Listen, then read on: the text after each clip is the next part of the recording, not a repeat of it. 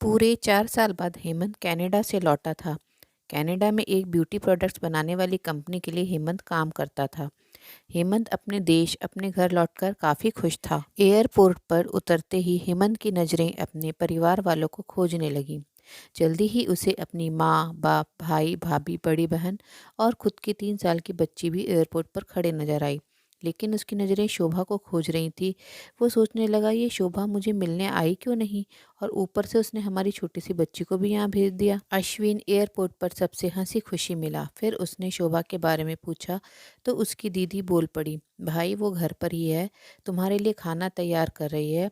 वह तो आज ही तुम्हारे आने की खुशी में काम करने लगी है, वरना वो कोई काम करती कहाँ है। अश्विन ने अपनी बेटी को प्यार से उठा लिया, लेकिन उसकी बेटी उसे देखकर रोने लगी। लाओ मुझे दो बच्ची को, वह तुम्हें काफ़ी दिनों बाद देख रही है ना, इसलिए पहचान नहीं पा रही होगी। कहते हुए दीदी ने बच्ची को अपने पास ले लिया। सभी टैक्सी में बैठकर अपने घर की तरफ रवाना हुए। अश्विन अपने परिवार से मिलकर खुश था, लेकिन ये बात कि शोभा उसे एयरपोर्ट पर मिलने नहीं आई, उसे काफ़ी परेशान कर रही थी। वो सोचने लगा, क्या खाना बनाना इतना ज़्यादा ज़रूरी था, मुझसे मिलने से भी ज़्यादा, और वो भी तब जब मैं 4 साल बाद वापस आया हूँ। इन्हीं ख्यालों में घर तक का आधा रास्ता बीत गया।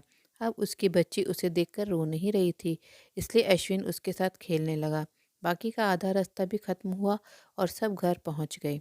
गाड़ी की आवाज़ सुन शोभा बालकनी में आकर खड़ी हो गई और अश्विन की तरफ देखने लगी। अश्विन भी जैसे ही गाड़ी से उतरा, उसने पहले दरवाजे की तरफ, बाद में बालकनी की तरफ नजरें घुमाई, जैसे वह शोभा को ही देखना चाहता हो। अश्विन से नजरें मिलते ही शोभा के चेहरे पर मुस्कान झलक पड़ी। अश्विन भी उसे देखकर हल्के से मुस्कुरा दिया। सभी घर के अंदर गए। शोभा सबके लिए पानी लेकर आई और सभी को पानी देने के बाद फिर से किचन में चले गए चाय बनाने के लिए। थोड़ी देर तक सभी परिवार वालों से बातें करने के बाद अश्विन शोभा को बुलाने लगा। माँ ने उसे बीच में टोकते हुए कहा, रहने दो उसे, किचन में थोड़ा काम कर लेने दो, बाद में अपने आप आ जाएगी। तुम बैठो यहाँ मेरे पास, वैसे भी कहाँ ज़्यादा काम करती है वह। अश्विन यही बात दूसरी बार शोभा के बारे में सुन रहा था। अब उसने सोचा कि मेरे परिवार वाले मुझसे झूठ थोड़े बोलेंगे। हर दिन नहीं होता होगा उसको इतना काम, आज थोड़ा सा है, करने देते हैं, मैं बाद में उससे बात कर लूँगा। अश्विन अपने परिवार वालों से बातचीत में मगन हो गया। एक के बाद एक रिश्तेदार और पड़ोसी अश्विन को मिलने आते रहे और शोभा को किचन से बाहर निकलने का समय ही नहीं मिला। सभी के लिए चाय बनाना, नाश्ता बनाना, यही करते करते शाम हो गई।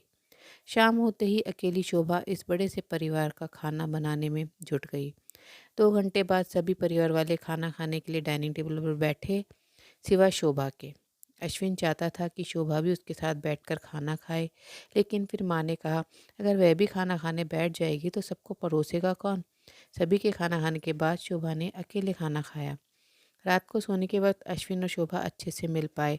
अश्विन शोभा के साथ काफ़ी बातें करना चाहता था, लेकिन वह उसके चेहरे पर थकान और नींद अच्छे से देख सकता था। इसलिए उसने शोभा को परेशान ना करने का फैसला किया और उसे सोने दिया।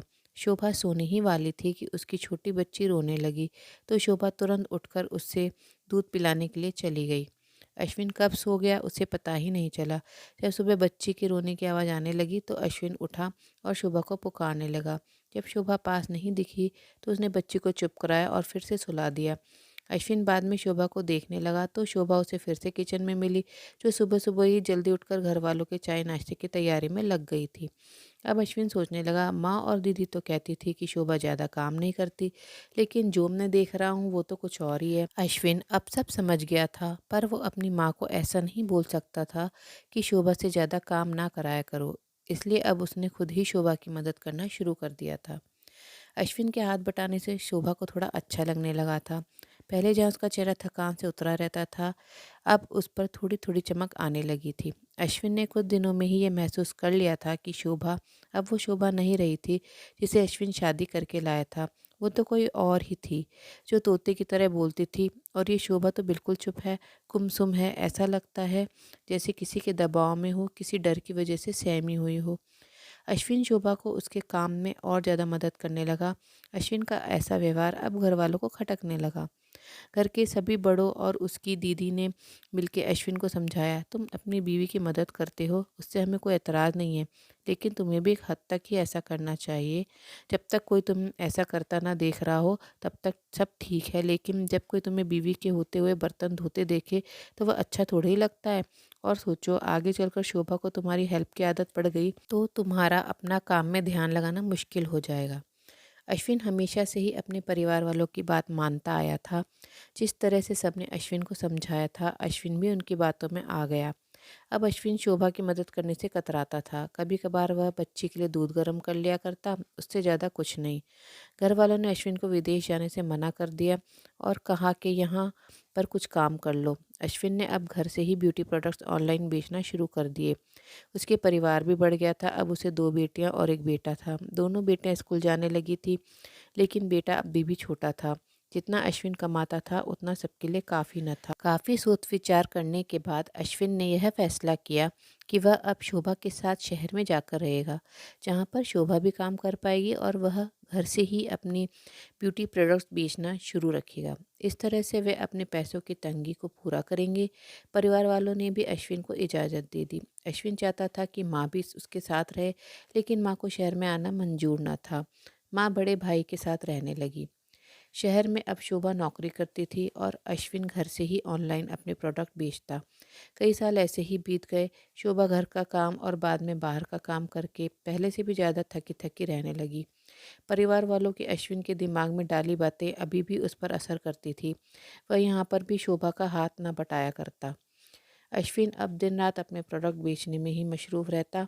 कभी कभी शोभा उससे कहती कि मुझे अच्छा नहीं महसूस हो रहा है, मुझे डॉक्टर के पास ले चलो। वो हाँ कह देता, लेकिन अपने काम में इतना खो जाता कि कभी उसको डॉक्टर के पास ले ही नहीं जाता। शोभा तो बीमार थी, लेकिन एक बार अश्विन बहुत ज़्यादा बीमार हो गया। इतना बीमार हो गया कि उसे अस्पताल में भर्ती करवाना पड़ा। अस्पताल में अश्विन के पास सिर्फ शोभा थी और कोई नहीं। इतना बीमार होने के बाद भी उसके परिवार वाले सिर्फ उससे मिलकर वापस अपने घर चले गए थे। उसका सहारा बनने के लिए, उसकी तकलीफ बांटने के लिए कोई भी उसके साथ नहीं था। बिस्तर पर पड़े और शारीरिक तकलीफ से गुजर रहे अश्विन को अपनों का ऐसा व्यवहार बहुत तकलीफ दे रहा था। फिर वह सोचता कि उसने भी तो शोभा के साथ ज़िंदगी भर यही किया है। क्या वो शोभा का जीवन साथी सिर्फ नाम का ही नहीं था? जब साथ देने की बारी आती थी तो उसने दूसरों के बहकावे में आकर उससे किनारा कर लिया था। यहाँ तक कि शोभा के खुद अपने मुंह से कहने के बाद भी उसकी तकलीफ को नज़रअंदाज करता आया था। अश्विन को अब अपना दर्द शोभा के दर्द के आगे मामूली सा लगने लगा। उसके दर्द को ना बांटकर उसने बहुत बड़ा गुनाह किया हो, ऐसा उसे लगने लगा। पश्चाताप के आंसू अश्विन की आंखों से बहने लगे। उसने अपनी सारी गलतियों और गुनाहों के लिए शोभा से माफ़ी मांगी। दोस्तों, जीवन साथी का मतलब होता है जीवन के हर उतार चढ़ाव में, जीवन के हर मोड़ में जो साथ दे। साथ होने और साथ देने में उतना ही फ़र्क होता है जितना सिर्फ वादा करने में और समूचा वादा निभाने में होता है। तो दोस्तों, कहानी अगर पसंद आई हो तो कमेंट सेक्शन में ज़रूर बताइएगा और चैनल को सब्सक्राइब करना ना भूलिए। कहानी को अंत तक सुनने के लिए आप लोगों का बहुत बहुत धन्यवाद। तो चलिए फिर से मिलते हैं मेरी नेक्स्ट कहानी में। तब तक के लिए आप लोग अपना ध्यान रखिए। Thank you.